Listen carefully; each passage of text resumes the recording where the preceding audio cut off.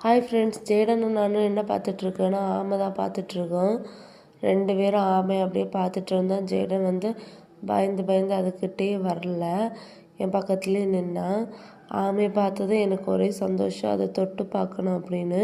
அது வந்து தலையை அப்படியே வெளியில் விட்டு நாங்கள் பார்த்ததுமே அது தலையை உள்ளே இழுக்கிறது மாதிரி இருந்து கொஞ்சம் நேரம் வெயிட் பண்ண பிறகு தான் அது மொத்த தலையும் வெளியில் கொண்டு வந்து நகர ஆரம்பிச்சு. இன்னொரு ஆமை அப்படியே கமத்தி போட்டாக்குள்ள அப்படியே கிடந்தது.